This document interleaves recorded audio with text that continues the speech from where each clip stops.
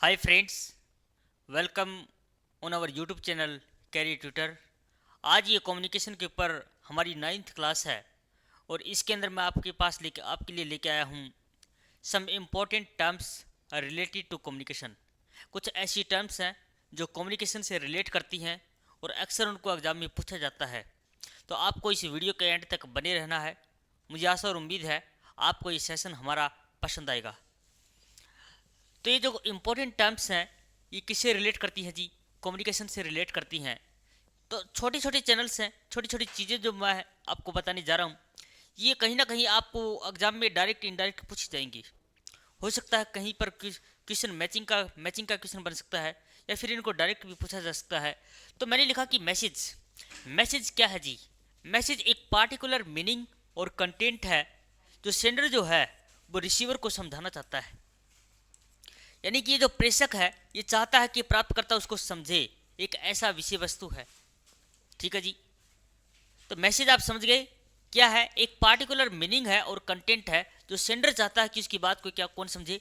Receiver समझे। Next हमारे पास point है चैनल। चैनल क्या है? एक सेंसरी रूट है on which A message travel. Channel क्या है? एक सेंसरी रूट है जिसके अंदर मैसेज ट्रेवल करता है। बेबलिंग क्या है? What is बेबलिंग? बेबलिंग जो है infants first speech of sound, यानी कि एक बच्चे की पहली आवाज़ है। जो बच्चा जो है स्टार्टिंग में वो लैंग्वेज को बोलता नहीं है, वो बेबल करता है यानी कि बड़बड़ाता है। उसकी अपनी एक साउंड होती है, उसको बेबल कहते हैं। इसको भी काफ़ी बार एग्जाम में पूछा जा सकता है। नेक्स्ट हमारे पास आता है कोग्निटिव। ये जो कोग्निटिव है इसका क्या मतलब होता है? आपने कई बार इसको वर्ड को देखा होगा कम्युनिकेशन जब आप पढ़ेंगे। इसका मतलब होता है बच्चों, कोग्निटिव का मतलब होता है माइंड। माइंड। तो कोग्निटिव का मतलब होता है माइंड। अब माइंड क्या काम करता है? माइंड काम क्या करता है? एबिलिटी टू थिंक, यानी कि सोचने का काम करता है, सीखता है और रिमेंबर करता है यानी कि याद करता है। माइंड का काम क्या होता है? सोचने का काम होता है, सीखने का काम होता है और याद रखने की क्षमता से है। ठीक है जी, कोग्निटिव का ये मतलब होता है। चलिए जी आगे बढ़ लेते हैं। आगे हम चलते हैं तो हमारे पास एक वर्ड आता है जेस्चर। क्या आता है जी? जेस्चर। ये जो जेस्चर है एक मूवमेंट ऑफ द हैंड्स और body that express an idea. हमारे बॉडी मूवमेंट्स होते हैं, हमारी आंखें, हमारे हाथ, हमारे पैर, यानी कि पूरा का पूरा बॉडी जो है वो एक कम्युनिकेशन करता है। उसको हम जेस्चर कहते हैं। क्या कहते हैं? जेस्चर। अब हमारे पास और भी इंपॉर्टेंट टर्म आते हैं, वो भी समझने सारी की सारी जरूरी हैं। हमारे पास टर्म आता है जी physical context, psychological context, social context और कल्चरल कंटेक्स्ट। जी इनको हम सभी एक साथ समझेंगे। देखिए जी, तो फिजिकल कंटेक्स्ट क्या होता है? फिजिकल कंटेक्स्ट का मतलब होता है भौतिक संदर्भ। साइकोलॉजिकल कंटेक्स्ट का मतलब क्या होता है? मनोवैज्ञानिक संदर्भ। सोशल कंटेक्स्ट का मतलब क्या होता है? सामाजिक संदर्भ। और हमारे पास कल्चरल कंटेक्स्ट आता है, इसका मतलब होता है सांस्कृतिक संदर्भ। ये चार हमारे पास क्या है? कंटेक्स्ट हैं जो अक्सर एग्जाम में पूछे जाते हैं। मैचिंग क्या क्वेश्चन उनके ऊपर बना है, तो ये पॉइंट भी आपको रखने क्या है, याद रखने जरूरी है, बहुत इंपॉर्टेंट है। फिजिकल कंटेक्स्ट जो है क्या करता है ये? इसके अंदर जी इन्वायरमेंटल फैक्टर आते हैं। फिजिकल कंटेक्स्ट के अंदर सारे के सारे जो इन्वायरमेंट फैक्टर हैं वो जी फिजिकल कंटेक्स्ट के अंदर आएंगे। ठीक है जी। यानी कि हिंदी में कहें तो इसको पर्यावरणीय कारक शामिल होते हैं। साइकोलॉजिकल कंटेक्स्ट के अंदर मेंटल एंड इमोशनल फैक्टर आते हैं जी। क्या आते हैं? मेंटल और इमोशनल फैक्टर्स आते हैं। जब हम कम्युनिकेशन करते हैं तो हमारी कुछ जो मेंटल स्थिति है उसी टाइप से हम क्या करते हैं, हम हमारे वर्ड्स जो हैं वो निकलते हैं। जैसे कोई राजा है और वो एक बहुत अच्छा राइटर भी है, तो अगर उसकी ज़िंदगी में दुख है, तकलीफ़ें हैं, तो वो सारी की सारी स्टोरी जो है वो दुख और तकलीफ़ की लिखेगा। कोई मान लीजिए कोई राजा है, उसने कई सारी लड़ाइयाँ जीती हैं और वो बहुत खुश है और वो कुछ लिखना चाहता है यानी कि अगर हमारी ज़िंदगी में सुख होते हैं तो हम सुख के बारे में लिखते हैं, और दुखी होती है तो हम दुख के बारे में लिखते हैं। तो ये क्या है, हमारे पास मेंटल एंड इमोशनल फैक्टर्स हैं जिसको मानसिक और भावनात्मक कारक कहते हैं जी। ये साइकोलॉजिकल कंटेक्स्ट के अंदर आएंगे। थर्ड हमारे पास आता है सोशल कंटेक्स्ट। सोशल कंटेक्स्ट क्या होते हैं? Unstated norms that guide communication. Unstated rules होते हैं जो कम्युनिकेशन को क्या करते हैं? गाइड करते हैं। अघोषित मानदंड होते हैं जो संचार को निर्देशित करते हैं, वो सोशल कंटेक्स्ट के अंदर आते हैं। फोर्थ हमारे पास कंटेक्स्ट आता है कल्चरल कंटेक्स्ट। कल्चरल का मतलब क्या होता है? सांस्कृतिक संदर्भ। इसमें कई सारे पहलू शामिल हैं, जैसे जाति, लिंग, राष्ट्रीयता, जातीयता, ये सारे के सारे, जैसे race, gender, nationality, ethnicity, sexual orientation, class and ability, ये सारे के सारे किसके अंदर आएंगे? कल्चरल कंटेक्स्ट के अंदर आएंगे। ये पॉइंट्स हैं, इंपॉर्टेंट टर्म्स हैं। मैं पहले भी आपको इन पीछे की क्लासों में कवर कर चुका हूँ सारी की सारी टर्म। ऐसी एक भी टर्म नहीं है जिसको मैंने पीछे की क्लासों में कवर ना किया हो। मैंने सोचा कि आप लोगों के लिए एक ऐसी क्लास दे दें जो इम्पोर्टेंट टर्म हैं उनका एक क्लास बना देते हैं अलग से, ताकि बच्चे को अगर पढ़ ले उसको ध्यान से तो इसको कम्युनिकेशन पढ़ने में भी दिक्कत ना आए, और हो सकता है कि एग्जाम में भी इससे रिलेटेड क्वेश्चन आ जाए। तो आपके भले के लिए ये सारी की सारी चीज़ें कर रहे हैं। तो अगर आप चैनल पे नए हैं तो वीडियो को आप लाइक करें, चैनल को सब्सक्राइब कर लें और चैनल को शेयर ज़रूर करें ताकि दूसरे दोस्तों को भी हेल्प मिल जाए। जी आगे देखिए, हमारे पास अब आते हैं हाई कंटेक्स्ट कल्चर और लो कंटेक्स्ट कल्चर। बहुत इंपॉर्टेंट है, रियली में बहुत इंपॉर्टेंट है। हाई कल्चर कंटेक्स्ट का मतलब है बच्चों नॉन वर्बल कम्युनिकेशन से है। Non verbal communication. Non verbal communication को हिंदी में क्या कहते हैं? गैर मौखिक संचार। गैर मौखिक संचार। जो हाई कंटेक्स्ट कल्चर है, communication style based on body language, tone and overall context. जी ये क्या होगा? ये संचार जो होगा हाई कंटेक्स्ट कल्चर, ये इम्प्लिसिट होगा। अब आप सोच रहे होंगे जी इम्प्लिसिट क्या होता है? ये बच्चों इनडायरेक्ट कम्युनिकेशन होगा। जी हाई कंटेक्स्ट कल्चर है, ये क्या होगा? हाई कंटेक्स्ट कल्चर जो है ये आपका नॉन वर्बल कम्युनिकेशन होगा। आप हिंदी में इसको क्या कहेंगे? गैर मौखिक संचार कहेंगे। आप इसको इम्प्लिसिट कह सकते हैं और इनडायरेक्ट कह सकते हैं। अब हमारे पास सेकंड पॉइंट आता है, वो आता है लो कंटेक्स्ट कल्चर। लो कंटेक्स्ट कल्चर क्या होता है ये भी जानना बहुत जरूरी है। चलिए जी बता देते हैं। लो कंटेक्स्ट कल्चर जो है ये वर्बल कम्युनिकेशन के ऊपर ज़्यादा फोकस करता है। किसके ऊपर? वर्बल कम्युनिकेशन के ऊपर। अब वर्बल कम्युनिकेशन के ऊपर ज़्यादा फोकस करता है तो आपको ये समझना जरूरी है कि वर्बल कम्युनिकेशन जो है ये क्या होगी? ये एक्सप्लिसिट होगी। एक्सप्लिसिट का मतलब ये है कि ये डायरेक्ट कम्युनिकेशन होगा, यानी कि इसमें डायरेक्ट चीज़ों को बताया जाएगा। ये हाई कंटेक्स्ट कल्चर और लो कंटेक्स्ट कल्चर है। आपके कभी एग्जाम में आ जाए तो मेरा आपसे वादा है, अगर ये पॉइंट आपने याद कर लिए तो चाहे एग्जामिनर कैसे भी क्वेश्चन दे आप डेफिनेटली उसको सही करेंगे। नेक्स्ट हमारे पास आता है जार्गन। JARGON। जार्गन का रेफर किससे करता है? स्पेशलाइज्ड वर्ड्स होते हैं used by a certain group और प्रोफेशन। जैसे अगर आप मेडिकल के अंदर देखें तो मेडिकल के कुछ अलग ही वर्ड्स होते हैं। चाहे कितना भी बड़ा अंग्रेज हो, मेडिकल डॉक्टर की पढ़ाई को नहीं समझ पाएगा, इवन अंग्रेज भी। एक जिनकी ये मदर टंग है वो भी डॉक्टर की लैंग्वेज को नहीं समझ पाएगा। कुछ टेक्निकल वर्ड्स होते हैं जो कम्युनिकेशन के अंदर यूज होते हैं, जो संचार के अंदर यूज होते हैं, कुछ जो इंजीनियरिंग है उसके अंदर यूज होते हैं, कोई फिनांस के अंदर यूज होते हैं, कोई बैंकिंग के अंदर यूज होते हैं। बहुत सारे वर्ड्स हैं, यानी कि हर एक फील्ड के अपने स्पेसिफिक वर्ड्स हैं। लॉ के अंदर देख लीजिए आप, जो वकालत की पढ़ाई करते हैं उनके अलग वर्ड्स हैं।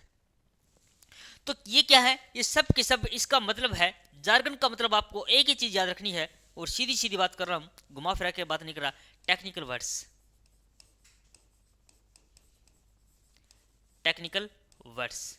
बस ये याद रखें, टेक्निकल वर्ड्स को जार्गन कहते हैं। अब हमारे पास दो और इंपॉर्टेंट चीजें आती हैं, और वो इंपॉर्टेंट टर्म्स आती हैं क्या,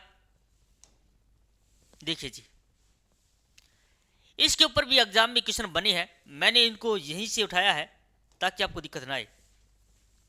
हेलो इफेक्ट और हॉर्न इफेक्ट। हेलो इफेक्ट क्या है और हॉर्न इफेक्ट क्या है जी? देखिए, जो हेलो इफेक्ट है ये पॉजिटिव इंप्रेशन से रिलेटेड है। हेलो इफेक्ट का जो कनेक्शन है वो positive impression of a person, product, brand is based on a single characteristics. यानी कि कोई चीज की ये क्या बताएगा, पॉजिटिविटी बताएगा, उसके सकारात्मक पहलू की बात करेगा। और जैसे ही आप किसके अंदर जाएंगे, आप जाएंगे इसके ऊपर हॉर्न इफेक्ट के बाद पास में, तो ये नेगेटिव परसेप्शंस लीड्स अस, ये नेगेटिविटी की बात करेगा, उस चीज के नकारात्मक पहलू के बारे में दर्शाएगा। जो हेलो इफेक्ट है ये पॉजिटिव के बारे में बात करेगा, और जो हॉर्न इफेक्ट है ये नेगेटिविटी परसेप्शन दिखाएगा आपको। ठीक है जी। जो हॉर्न प्रभाव तब होता है जब प्रारंभिक नकारात्मक धारणाएं हमें बाद की अंतः क्रियाओं को नकारात्मक रूप में देखने के लिए क्या करती हैं, प्रेरित करती हैं। तो हेलो इफेक्ट पॉजिटिव और हॉर्न इफेक्ट नेगेटिव। ठीक है जी, आपको यहां तक चीजें समझ में आई। आगे बढ़ते हैं जी। जब हम आगे चलते हैं तो हमारे पास दो वर्ड्स आते हैं, डिनोटेटिव मीनिंग और कोनोटेटिव मीनिंग। डिनोटेटिव का मतलब होता है dictionary definition of a word. Denotative word का मतलब क्या होता है, dictionary meaning of a word. और एक ऐसा वर्ड होता है जो डिक्शनरी से हट करके एक बंदा उसको अज्यूम करता है, आप उस सिचुएशन के अकॉर्डिंग एक मीनिंग देता है, उसको कोनोटेटिव वर्ड्स कहते हैं। डिनोटेटिव का मतलब क्या है, जो एग्जैक्ट डिक्शनरी मीनिंग होता है, और कोनोटेटिव का मतलब होता है एक बंदा अपने हिसाब से उसको अप्लाई करता है। ठीक है जी। ये देखिए, ये आपके पास दो डेफिनेशंस हैं, मैंने आपको बता दी हैं। फिर भी आपको लगता है नहीं जी हमें तो परफेक्ट डेफिनेशन बताएं, तो देख लेते हैं। तो dictionary meaning of a word कौन सा वर्ड देता है, डिनोटेटिव मीनिंग देता है। और experience based association people have with a word, वो कौन सा होगा, वो कोनोटेशन वर्ड होगा। Definition that are rooted in emotion और experience based associations people have with a word, किसी शब्द के साथ भावना या अनुभव आधारित जुड़ाव पर आधारित होते हैं, उन अर्थ को हम क्या कहते हैं, अर्थार्थ कहते हैं। ठीक है जी। हमारे पास आता है एक वर्ड फॉल्स बिलीफ, किसको कहते हैं, क्या, फॉल्स बिलीफ। तो जी फॉल्स बिलीफ किसको कहते हैं वो भी देख लेते हैं। यानी कि कोई फैक्ट, कोई तथ्य ऐसे होते हैं जो हमें एक झूठी इंफॉर्मेशन मिलती है और उसके ऊपर हम एक कहानी बना लेते हैं, हम अपने विचारों में बुनते रहते हैं और एक पूरी स्टोरी तैयार हो जाती है, वो क्या है, फॉल्स बिलीफ है। बहुत सारी फॉल्स बिलीफ हैं, वो आपकी लाइफ में, इस समाज में बहुत सारी घटनाएं हैं। तो क्या वो सच है, क्या वो झूठ है, ये तो समाज ही बताएगा। अब जिस टाइम वो घटी थी और जिन लोगों ने देखा वो वैसी है, अब हमें नहीं पता क्या सच है और क्या झूठ है, वो फॉल्स बिलीफ पे चलती चली आ रही है लाखों सालों से। तो फॉल्स बिलीफ क्या है, बेस्ड ऑन इनकरेक्ट इंफॉर्मेशन और रीजनिंग। फॉल्स बिलीफ जो है, fact false because it is based on incorrect information और रीजनिंग। मनी पीपल बिलीव, बहुत सारे लोग विश्वास करते हैं टू बी ट्रू, सच होने की विश्वास करते हैं, but which is in fact false. विश्वास तो करते हैं कि लोग क्या है कि सत्य हैं, लेकिन उनका फैक्ट जो बताते हैं वो क्या है, बेस्ड ऑन इनकरेक्ट इंफॉर्मेशन और रीजनिंग। तो बहुत सारी चीजें जो हैं ये फॉल्स बिलीफ के अंदर आती हैं जी। आगे बढ़ते हैं। आई होप आपको समझ में आ रहा होगा। अगर रियल में आपको हमारी मेहनत पसंद आ रही है, आप एक बार थम्स अप दें, लाइक करें। ठीक है जी, आगे बढ़ते हैं। आगे जब हम आते हैं तो हमारे पास क्या आता है, पैरा लैंग्वेज आते हैं। पैरा लैंग्वेज, ये पैरा लैंग्वेज क्या होते हैं जी, यानी कि बहुत बार हम जब कम्युनिकेशन करते हैं तो हमारे मुंह से कुछ वर्ड्स निकलते हैं जिनका कोई मतलब नहीं होता। खाना खा लिया, खाना खा लिया, तो ये क्या है? ये हर दुनिया की कोई भी भाषा है उसके अपने अंदर कुछ क्या है, कुछ साइलेंट वर्ड्स होते हैं जिनको हम आवाज से नहीं बोलते मगर एक साउंड निकलती है। वो कभी हाँ में होती है, कभी ना में होती है, कभी दुख की होती है, कभी सुख की होती है, कभी खुशी कभी गम। ये सब चीजें हमारे अंदर से एक साउंड निकलती है। वो रियल इमोशंस होते हैं जिनका कोई मतलब, कोई वर्ड्स नहीं है। वो सिर्फ उस भाषा से जो कनेक्टेड हैं वही लोग उसको जानते हैं। तो ये जो वर्ड्स हैं ये पैरा लैंग्वेज कहलाते हैं। इसके अंदर जैसे कुछ वर्ड्स हैं, ये कुछ वर्ड्स हैं, देखिए ये इसके अंदर आते हैं, ये पैरा लैंग्वेज के अंदर आते हैं। Such as qualities of prosody, इसके अंदर क्या होता है, रिदम होता है, स्ट्रेस होता है, साउंड ऑफ स्पीच होता है।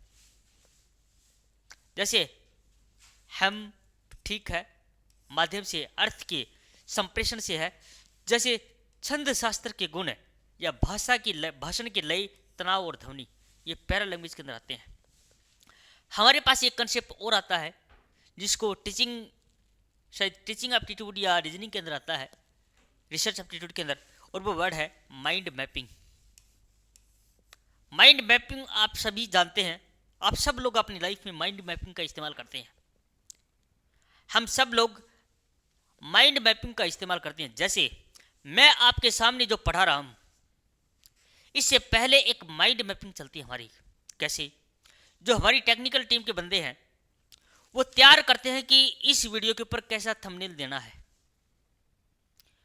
उससे पहले ये तैयार किया जाता है कि मुझे इस क्लास में, जो 9th क्लास है, इसमें क्या कंटेंट देना है आपको। उस कंटेंट के बाद में हमारी टेक्निकल टीम उसको वीडियो को तैयार करती है। अभी हम क्लासेस को रिकॉर्ड कर रहे हैं। आज हमने ये डिसाइड किया कि हम इसको लाइव क्लास नहीं दे करके हम क्या करेंगे, हम इसको रिकॉर्डेड फॉर्म में देंगे। अब इसके ऊपर थंबनेल लगाएंगे। अब टेक्निकल टीम है वो इस वीडियो की एडिट करेगा। बहुत बार हम इसी वीडियो से, जो हम पढ़ाते हैं, इसी में से हम क्या करते हैं, एक शॉर्ट वीडियो उठा लेते हैं। तो एक माइंड मैपिंग चलती है, यानी कि जो क्लास आप देख रहे हैं जो रिकॉर्डेड फॉर्म में, आपके लिए सिर्फ मात्र एक क्लास है, लेकिन इसके पीछे हमारी पूरी टीम की मेहनत लगती है।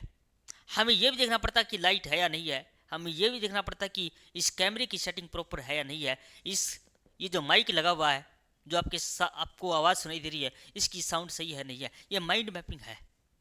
तो ये जो माइंड मैपिंग है ये क्या है? It can be used for generating, mind mapping का यूज किस लिए किया जाता है? Used for generating, visualising, organising, note making, problem solving, decision making. जी, बड़ा ज़बरदस्त काम है इस माइंड मैपिंग का। अगर आप समझ पाए तो आप जिंदगी में हमेशा यूज करते हैं। इसका उपयोग सर्जन, दर्शांकन, आयोजन, नोट लेने, समस्या समाधान, निर्णय लेने के लिए किया जा सकता है माइंड मैपिंग का। आई होप आपको समझ में आया होगा। अगर ये कभी एग्जाम में आ जाएगा व्हाट इज माइंड मैपिंग, तो इसके बारे में क्या कहेंगे? It can be used for generating, visualising, organising, note making, problem solving, decision making के लिए इस्तेमाल किया जाता है जी। अब हमारे पास कुछ नॉन वर्बल कम्युनिकेशन के कई सारे टाइप्स हैं। मैं पहले भी क्लास 1 के अंदर, क्लास 2 के अंदर करवा चुका हूँ, और मैंने सोचा कि शायद बच्चों की कोई कमी रह गई है, उसको दोबारा से बता देते हैं। काइनेसिक्स, एक वर्ड आता है काइनेसिक्स। इसका मतलब क्या होती है? Study of hand, arm, body and factors face movement. Kinesics का मतलब होता है स्टडी किया जाता है हैंड का, आर्म का, बॉडी का, फेस मूवमेंट का, यानी कि शरीर और चेहरे की गतिविधियों का अध्ययन है। एम्ब्लेम, एम्ब्लेम का मतलब क्या होता है? जैसे हम कोई डील करते हैं तो अपनी तरफ से अगर यस बोलते हैं तो हम ऐसे कर देते हैं। ये जो अंगूठा जो है, इसका इशारा जो है, ये एम्ब्लेम कहलाता है। इसका मतलब होता है yes I am agree, yes I am agree, तो इसको एम्ब्लेम कहते हैं। जैसे एक सर्वसामान्य अर्थ होता है इसका, a specific agreed on meaning. Agreed on meaning, यहां से हमें पता चलता है कि जो अंगूठे का निशान है एम्ब्लेम कहलाता है एग्रीड ऑन मीनिंग, यानी कि हमारी सहमति होती है। अगला हमारे पास वर्ड आता है आर्टिफैक्ट्स। आर्टिफैक्ट्स का मतलब होता है कि हम जो चीज़ें पहनते हैं, हम जो चीज़ें इस्तेमाल करते हैं वो भी दूसरे को प्रभावित करते हैं, उससे भी संचार होता है।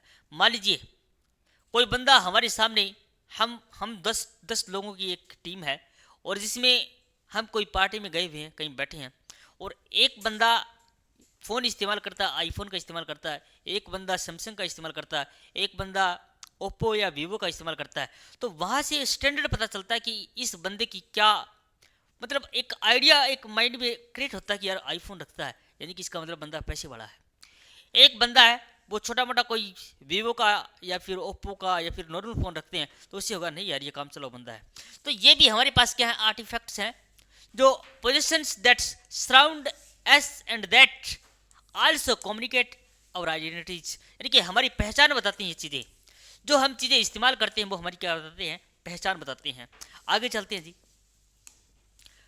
एक बंदा जो है वो जूते पहनता है लगभग कितने रुपए के, एक बंदा जूते पहनता है रिबॉक के, एक पहनता है एडिडास के और एक पहनता है नॉर्मल शूज। तो उससे भी इंसान की पहचान पता चलती है। आपके कपड़ों का ब्रांड कौन सा है, उससे पहचान पता चलती है। तो सारी की सारी चीज़ें क्या है, कम्युनिकेशन करती हैं। हैप्टिक्स, एक वर्ड आता है हैप्टिक्स, और हैप्टिक्स क्या करता है,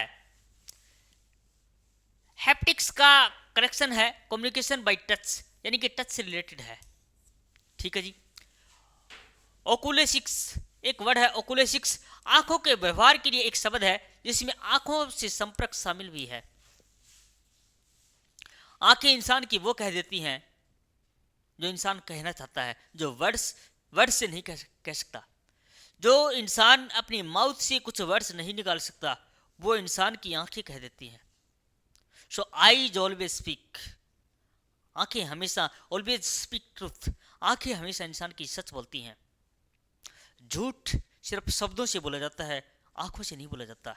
इसलिए जब भी आपको अगर ये लगे कि किसी इंसान को ये पहचानना है कि वो सच बोल रहा है झूठ बोल रहा है, उसकी आंखों में झांक के देखना, उसकी आंखें सब कुछ बता देंगी कि वो झूठ बोलता है या सच बोलता है। तो हमारे पास ओकुलेसिक्स क्या होता है, इंक्लूडिंग आई कांटेक्ट होते हैं। अब आता है हमारे पास वोकलिक्स। ये सारी की सारी जो टर्म्स हैं ये बच्चों नॉन वर्बल कम्युनिकेशन के पार्ट हैं। These are the types, these are the types of non verbal communication, non verbal communication। ये सारी की सारी जो टाइप्स हैं ये नॉन वर्बल कम्युनिकेशन के अंदर आती है जी। बहुत इंपॉर्टेंट पॉइंट है, आप याद कर लेना इस चीज को। तो वोकलिक्स क्या है, the study of para language which include the vocal qualities go along with verbal message, pitch, volume, rate, vocal quality and verbal fillers। देखिए जी, आपको कहीं दिक्कत है तो आपको समझा देता हूं मैं आपको। हमारे पास टोन जो है ना ये कई टाइप की होती है। एक तो होती है राइजिंग टोन, यहां से राइज किया और यहां से फॉलिंग। तो ये जो टोन है यहां से ऊपर उठी है, इसको राइजिंग टोन कहते हैं बच्चों। क्या कहते हैं, राइजिंग टोन।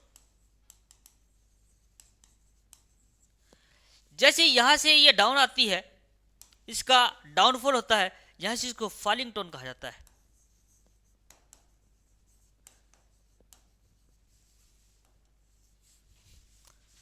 जब आपको फिर भी अगर आपको कंफ्यूज है तो देखना, जब किसी नए नए लड़के की किसी लड़की से मुलाकात होती है और नंबर एक्सचेंज हो जाते हैं, तो इवन आपको साथ में बंदा जो बैठा है सो रहा है उसको पता नहीं चलेगा कि वो बंदा लड़की से बात कर रहा है या लड़की लड़की से बात कर रही है। मैंने ऐसा कई बार देखा है, अभी तो नहीं, ये बहुत पहले की बात है। मेरे पास एक लड़का आया, वो मेरा फ्रेंड था, आ गया, सर्दी का टाइम था, हम सो गए। वो बंदा लगभग 8-10 घंटे पूरी रात बात करता रहा लड़की से, मेरे को पता नहीं चला। यानी कि वो कम्युनिकेशन कैसी किया, वो पता नहीं वो कहाँ से तो वर्ड्स निकाल रहा था और कहाँ से उसकी आवाज़ सुनाई दे रही थी। तो ऐसे कम्युनिकेशन भी होता है जो हमें पता ही नहीं चलता। तो उसको आप क्या कहोगे, उसको आप क्या कहेंगे, साइलेंट टोन, साइलेंट टोन कहेंगे उसको। ना तो वो राइजिंग टोन है ना फॉलिंग टोन है, वो क्या है, साइलेंट टोन है। उसको क्या कहेंगे बच्चों, साइलेंट टोन कहेंगे। तो साइलेंट टोन भी होती है, आजकल इंडिया में कुछ भी हो सकता है। चलिए जी आगे बढ़ते हैं हम थोड़ा सा। आगे हमारे पास वर्ड्स आते हैं प्रोक्सीमिक्स। जब आप प्रोक्सीमिक्स के अंदर आ जाएंगे, ये जो प्रोक्सीमिक्स है इसका किससे रिलेटेड है? Study of space and distance influence communication.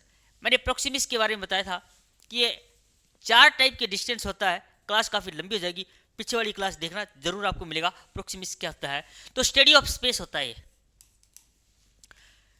Chronemics क्या होता है? क्रोनेमिक्स जो होता है study of time how affects communication, यानी कि जो टाइम है वो कम्युनिकेशन को कैसे अफेक्ट करता है। हमारे पास बहुत ही बेहतरीन टर्म आती है एक, जो काफ़ी बार एग्जाम में पूछी गई है, येलो जर्नलिज्म। येलो जर्नलिज्म और टैब्लॉइड जर्नलिज्म क्या है? इसका इस्तेमाल आजकल करते हैं used for eye catching headlines to increase sales. यानी कि जब भी कोई यूट्यूब पे काम करने वाले होते हैं, उनको कोई इन्फॉर्मेशन आती है, वो उस चीज़ को इतना बढ़ा चढ़ा कर करते हैं। जैसे अभी अभी परसों ही एक अपडेट दी है एनटीए यूजी नेट ने, एनटीए ने, और उन्होंने कहा जी फॉर्म स्टार्ट हो गए हैं आपके, जी फॉर्म स्टार्ट हो चुके हैं। जो भी बच्चा फॉर्म फिलअप करना चाहता है, नेट का एग्ज़ाम देना चाहता है, वो फॉर्म अप्लाई करें। तो बहुत सारे जो यूट्यूबर्स हैं, बड़े बड़े प्लेटफॉर्म हैं, उन्होंने उस चीज़ को इस तरीके से हाईलाइट किया है कि पता नहीं क्या बवाल क्या बाउंडर है। ऐसा नहीं है, जो एग्जैक्ट इन्फॉर्मेशन आप उसको टू द पॉइंट आपको 2 मिनट में बोल दें, लेकिन एक इन्फॉर्मेशन को वो तोड़ मरोड़ के इस तरह से पेश करते हैं कि उसके ऊपर उन्होंने 5 वीडियो बना दी हैं। तो ये क्या है? सब का सारा का सारा खेल है, ये आई कैचिंग का है। वो लोगों को आई कैच करवाना चाहते हैं, हेडलाइन टू इंक्रीज सेल्स। आपके पास हमारे पास नेक्स्ट पॉइंट आता है मीडिया किट। ये सारी की सारी टर्म है, ये अक्सर कम्युनिकेशन के अंदर यूज होती हैं और बहुत इंपॉर्टेंट है। तो ये जरूरी नहीं कि कौन सा टर्म जो है वो कहाँ पर पूछा जा सकता है। मीडिया किट और प्रेस किट ये क्या है जी? मीडिया किट और प्रेस किट क्या है? एक पैकेज ऑफ इंफॉर्मेशन है। क्या है? ए पैकेज ऑफ इंफॉर्मेशन, ठीक है, जो assembled by a company to provide basic information about itself to reporters. यानी कि अपनी एक बेसिक इंफॉर्मेशन दी जाती है रिपोर्टर्स को। जो पैकेज ऑफ इंफॉर्मेशन होता है उसको क्या कहते हैं? हम मीडिया किट कहते हैं और प्रेस किट कहते हैं। अगर आपको ज़्यादा चीज़ें याद ना रख पाई तो आप एक काम करें, सूचनाओं का एक पैकेज है जी, हिंदी में याद कर ले आप। सूचनाओं को क्या है? एक पैकेज है जिसे कंपनी द्वारा संवाददाताओं को अपने बारे में बुनियादी जानकारी प्रदान करने के लिए तैयार किया जाता है। मेटोनिम क्या होता है जी? बताइए, मेटोनिम क्या होता है?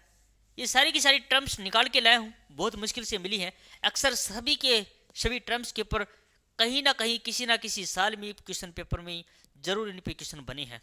तो मेटोनिम क्या है? एक फ्रेज है जो अक्सर इस्तेमाल होता है अनदर क्लोजली एसोसिएटेड वर्ड्स और कंसेप्ट, दूसरे वर्ड से वो जुड़ा होता है। जैसे एक एग्जांपल दिया, जो व्हाइट हाउस है वो किसको रिप्रेजेंट करता है? ये जो व्हाइट हाउस है ये अमेरिका की गवर्नमेंट को रिप्रेजेंट करता है। जो हमारी संसद है, हमारी पार्लियामेंट है, वो इंडिया की गवर्नमेंट को क्या करता है? रिप्रेजेंट करता है। जैसे हमारे माइंड में ताजमहल आता है या ग्रेट वॉल ऑफ चाइना आता है, तो हमारे माइंड में इंडिया और क्या आता है? चाइना आता है। तो ये सारी की सारी चीज़ें हैं, ये कनेक्टेड होती हैं किससे? अनदर क्लोजली एसोसिएटेड वर्ड से। इनको क्या कहते हैं? मेटोनिम कहते हैं जी। ये क्वेश्चन 2 बार आ चुका है, फिर मैंने सोचा कि इतना इंपॉर्टेंट है तो इसको फिर थोड़ा सा ढंग से बता दें। एंट्रोपी क्या है? लैक ऑफ ऑर्डर है। एंट्रोपी क्या है? व्यवस्था का अभाव। और नेगेंट्रोपी, एंट्रोपी का ऑपोजिट वर्ड क्या है? नेगेंट्रोपी है। और ये क्या करती है? रिड्यूस करती है। क्या करती है? कम करती है अनसर्टेनिटी एंड द इंफॉर्मेशन और ऑर्डरलीनेस ऑफ मैसेज। यानी कि जो लैक ऑफ ऑर्डर है इसको ठीक करने का काम कौन करती है? नेगेंट्रोपी करती है। नेगेंट्रोपी यानी कि लैक ऑफ ऑर्डर क्या कहलाएगा? एंट्रोपी कहलाएगा। और लैक ऑफ ऑर्डर जो है अगर वो स्मूथ है, ठीक है, रिड्यूस कर देती है, उसको नेगेंट्रोपी कहते हैं जी। आई होप ये पॉइंट आपको समझ में आया होगा। आगे बढ़ते हैं जी।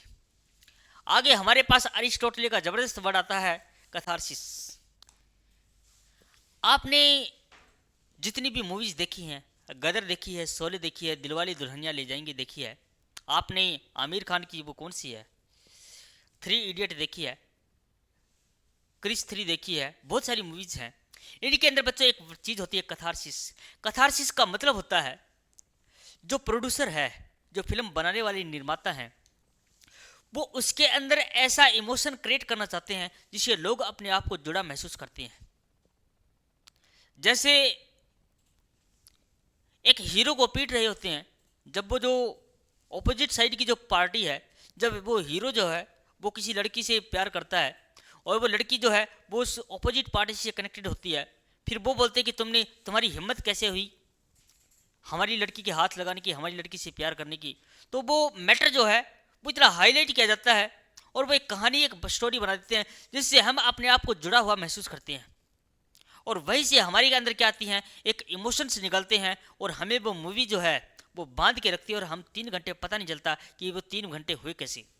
और अगर लास्ट में उस मूवी के अंदर अगर हीरो मर जाता है, उसको फॉलिंग टोन कहते हैं, फॉलिंग कहते हैं, फॉलिंग इंटोनेशन ऐसा कुछ बोलते हैं, एक वर्ड बोलते हैं। तो जब जो हीरो की डेथ हो जाती है तो उसको फॉलिंग बोलते हैं, उसका डाउनफॉल होता है हीरो का। तो जैसे डाउनफॉल होता है वो मूवी जो है, ज़्यादातर फिल्मों में स्टार्टिंग की फिल्में देखते थे कभी, तो वहाँ पर हीरो को विजेता घोषित किया जाता था। तो हीरो को विजेता घोषित किया जाता था। तो फिर ऐसे भी एक टाइम आया जहाँ पर हीरो की हार दिखाई जाती है, यानी कि बुराई को जीतना दिखाते हैं। तो ऐसी ऐसी चीज़ें हैं, वो सारा का सारा क्या काम होता है, वो इस कैथारसिस का खेल है। कैथारसिस क्या करता है, एक स्ट्रोंग और रिप्रेस्ड इमोशन को क्या करता है, रिलीज करता है, यानी कि प्रबल दमित भावनाओं को क्या करता है, मुक्त करता है। नेचुरल देखिए कम्युनिकेशन कोड्स भी होते हैं, कम्युनिकेशन कोड्स, कम्युनिकेशन कोड्स, इनके ऊपर काफ़ी बार एग्जाम में क्वेश्चन बना है और मैं आपके लिए 4 कोड लेके आया हूँ। Natural code, technical code, ideological code और एस्थेटिक कोड। ये 4 कोड हैं, बहुत ही इंपॉर्टेंट हैं, आपको याद रखना है। इसके ऊपर डेफिनेटली क्वेश्चन आएगा कि कोड्स ऑफ कम्युनिकेशन। तो नेचुरल कोड जो है ये सामाजिक सांस्कृतिक दुनिया को प्रतिबिंबित करता है। नेचुरल कोड क्या करता है, सामाजिक सांस्कृतिक दुनिया को प्रतिबिंबित करता है। टेक्निकल कोड जो है, ये तकनीकी कोड जो है वो मीडिया के परिचालन का मोड है। आइडियोलॉजिकल मोड जो क्या है, आइडियोलॉजिकल कोड जो है रिफ्लेक्शन ऑफ मास और collective perception, reflection of mass और कलेक्टिव परसेप्शन, यानी कि सामूहिक धारणा को प्रतिबिंबित करता है। कौन, आइडियोलॉजिकल कोड। लास्ट हमारे पास आता है एस्थेटिक कोड, जो क्या है, अप्रिसिएशन ऑफ कल्चरल आर्टिफैक्ट्स, यानी कि सांस्कृतिक कलाकृतियों की संरचना किसके अंदर आएगी, एस्थेटिक कोड के अंदर आएगी। तो natural code, technical code, ideological code, aesthetic code. आपको बच्चों ये सारे के सारे कोड्स जो हैं याद करने हैं। इनके ऊपर क्वेश्चन कौन सा बना है वो आप चेक कर लेना। 2023 में इसके ऊपर क्वेश्चन बना है और जो क्वेश्चन बना है वो आया है मैचिंग का क्वेश्चन। यहाँ से इन चारों के चारों कोड्स हैं वो मैचिंग का क्वेश्चन आएगा, मैचिंग का क्वेश्चन आप देख लेना, बहुत इंपॉर्टेंट है, very very important. Natural, technical, ideological और एस्थेटिक कोड। ठीक है जी, आगे बढ़ते हैं। आगे जब हम आते हैं तो हमारे पास आता है सिमुल्टेनियस कम्युनिकेशन। सिमुल्टेनियस कम्युनिकेशन का मतलब क्या है, सिमुल्टेनियस का मतलब होता है एक साथ संचार। एक ऐसी तकनीक जिसका इस्तेमाल कभी कभी बधिर, कम सुनने वाले या सुनने में असमर्थ सांकेतिक भाषा उपयोगकर्ताओं द्वारा किया जाता है। यह केवल सांकेतिक और मौखिक भाषा के एक साथ संदर्भ को संदर्भित करता है। जैसे एक जो साइमल्टेनियस कम्युनिकेशन है, सिमकॉम जिसको शॉर्ट में कहते हैं, ये क्या है जी, सिमकॉम जो है एक टेक्निक है समटाइम्स यूज्ड बाय डिफ, यानी कि जो बहरे लोग होते हैं, हार्ड ऑफ हियरिंग होते हैं, जिनको कम सुनाई देता है, हियरिंग साइन लैंग्वेज का इस्तेमाल करते हैं। और it refer simply A simultaneous use of sine and spoken language, यानी कि साइन और स्पोकन लैंग्वेज दोनों का इस्तेमाल करके उन लोगों को समझाने की कोशिश की जाती है, उनको अंडरस्टैंडिंग कराने की कोशिश की जाती है। तो ये क्या है, साइमल्टेनियस कम्युनिकेशन है। और आज का हमारा नेक्स्ट टॉपिक आता है speech language pathologist. Speech language pathologist, और इसको शॉर्ट में हम SLP कहते हैं जी। ये लोग क्या करते हैं, ये स्टडी करते हैं, डायग्नोज करते हैं, उसको डायग्नोज करते हैं, उसका कारण जानते हैं, एंड ट्रीट करते हैं people who have difficulty in speaking, listening, understanding language. Difficulty in speaking, listening, understanding and language जी। स्पीच लैंग्वेज पैथोलॉजिस्ट बहुत इंपॉर्टेंट टर्म है, SPL कहते हैं इसको। ये लोग स्टडी करते हैं, ये क्या है, संचार के विशेषज्ञ होते हैं। SLP शिशुओं से लेकर वयस्कों तक सभी उम्र के लोगों के साथ काम करते हैं। वे उन लोगों का अध्ययन, निदान और उपचार करते हैं। अध्ययन करते हैं, उनका स्टडी करते हैं, निदान करते हैं, डायग्नोज करते हैं और उसको ट्रीट करते हैं। जिन्हें बोलने, सुनने, भाषा समझने में कठिनाई होती है, उसके लिए कौन काम करते हैं, स्पीच लैंग्वेज पैथोलॉजिस्ट काम करते हैं जो उनके लिए। आई होप आपको समझ में आया होगा। नेक्स्ट आज का हमारा लास्ट पॉइंट जो आता है वो आता है जी टोटल कम्युनिकेशन। अगर आप टोटल कम्युनिकेशन की बात करें, मैं आपको थोड़ा सा हिंदी में समझाता हूं ताकि आप समझ जाएं।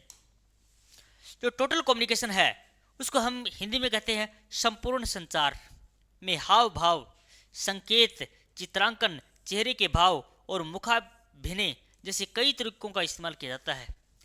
यह इस विचार पर आधारित है, क्या, टोटल कम्युनिकेशन यानी कि संपूर्ण संचार, संपूर्ण संचार। और इसको इंग्लिश में क्या कहेंगे हम, इंग्लिश में कहेंगे हम इसको टोटल कम्युनिकेशन।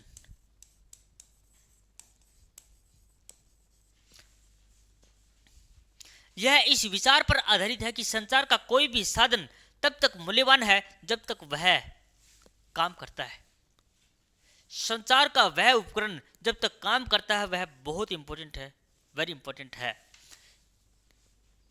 यह व्यक्ति को प्रेरित करने में भी मदद करता है और संचार विफलता से निपटने के लिए एक सामान्य ज्ञान की रणनीति प्रदान करता है, उसको हम टोटल कम्युनिकेशन कहते हैं। तो आज का जो हमारा सेशन था, मैंने अपनी तरफ से बेस्ट दिया है। मैंने मेरी मेहनत में कोई कमी छोड़ी नहीं है।